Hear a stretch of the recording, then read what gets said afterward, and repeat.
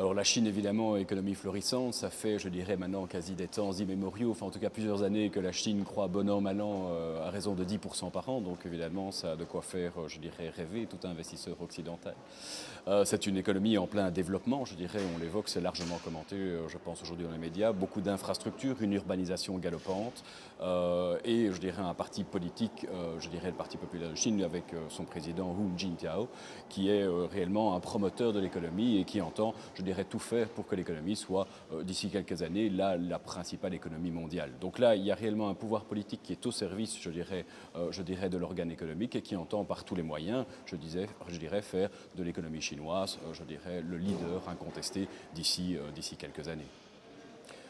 Donc je pense que la Chine, en effet, bon, on ne peut pas qualifier évidemment de démocratie, je dirais, de type occidental. Néanmoins, il y a une ouverture grandissante. Je pense que la Chine est d'ores et déjà, je dirais, très ouverte en ce qui concerne le commerce international, ce que sont les échanges internationaux. Donc on voit qu'elle prend une part de plus en plus active, notamment par des investissements directs à l'étranger, que ce soit en Afrique ou au Moyen-Orient par exemple.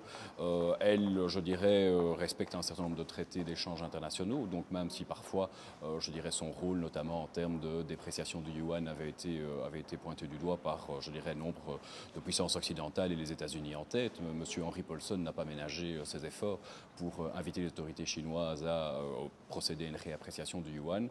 Donc je pense que ce n'est certes pas une démocratie, mais je pense qu'il faut en tout cas témoigner du fait qu'il y a une ouverture grandissante et qu'en tous les cas, il y a une ouverture vis-à-vis du monde extérieur, vis-à-vis des investisseurs extérieurs, qui s'est d'ailleurs manifestée, je dirais, l'an dernier par une modification des règles pour les investisseurs étrangers qui sont, je le rappelle, toujours interdits d'investir directement sur le marché chinois.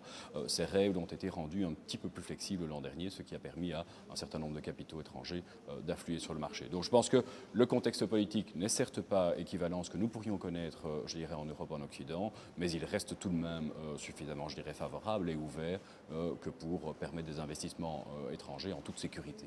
Donc on compte à peu près 3 stock exchanges, je veux dire, majoritaires, importants en Chine. Il y a Shanghai, Shenzhen et Hong Kong. Évolution pour Shanghai et Shenzhen, je dirais, exponentielle ces dernières années. On a évolué ces 2-3 dernières années de plus de 250%. Donc je dirais là une explosion en termes de capitalisation. Au niveau Hong Kong, qui est un marché, je dirais, davantage corrélé avec les économies occidentales, on a noté une évolution, je dirais, importante également, mais dans une moindre mesure. Je pense qu'on est à peu près plus 70% pour ces dernières années. Malheureusement, on a atteint, je dirais, un sommet en octobre dernier, à peu près à la mi-octobre, et depuis lors, force est de constater que l'indice Shanghai Composite a perdu à peu près 50% de sa valeur. Alors, doit-on s'en inquiéter? Je ne pense pas. On était arrivé à ce moment-là à des capitalisations boursières qui étaient énormes, à des valorisations qui étaient, je dirais, quasi du type bulle spéculative. On avait des price earning ratio qui étaient de l'ordre de 50. Au jour d'aujourd'hui, on est retourné, je dirais, à une situation beaucoup plus normale et qui est, je dirais, beaucoup plus lissée par rapport à ce qu'on peut connaître, je dirais, par chez nous.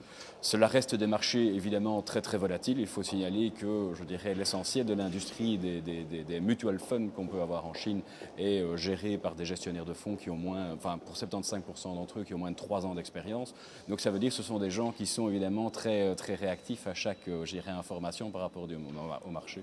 Et ça donne évidemment énormément de volatilité. On a déjà pu l'observer l'an dernier où on a eu quand même 2 corrections sur le marché chinois, tant en février qu'au mois de mai. Cette année, je pense que c'en est encore une illustration. Donc je pense que c'est un marché qui évidemment est avec un potentiel de croissance encore énorme, malgré tout ce qui a pu déjà être réalisé au jour d'aujourd'hui. Mais c'est un marché qui restera encore un certain temps relativement volatile. Donc pour les investisseurs, certainement, je dirais, avoir le cœur bien accroché. Mais enfin, nombre d'industriels l'évoquent encore et le rappellent encore chaque jour, c'est réellement le marché d'avenir. On le voyait encore ce matin, je dirais plus 21%. Retail sales en Chine, il est certain que la consommation explose, je dirais, et fort logiquement, dans la mesure où le revenu moyen par habitant augmente, où il y a une urbanisation galopante, eh bien, je dirais, le consommateur moyen chinois, je dirais, a davantage de moyens que pour, je dirais, consommer. Donc la consommation restera un thème central. Alors évidemment, tout ce qui est lié à la construction, je dirais, qui dit urbanisation, je pense que le chantier des Jeux Olympiques a été un énorme chantier, mais on parle dans les années à venir de l'équivalent de 5 à 10 Jeux Olympiques qui sont encore en devenir, avec je dirais, des chantiers faramineux encore à venir. Donc là également, domaine à privilégier. China Mobile qui, malgré, je dirais, la déconvenue, la perte de 50% de capitalisation de l'indice, qui reste encore la première capitalisation, je dirais, télécom au monde, je dirais, devant les Américaines, reste également encore là un secteur télécom relativement intéressant.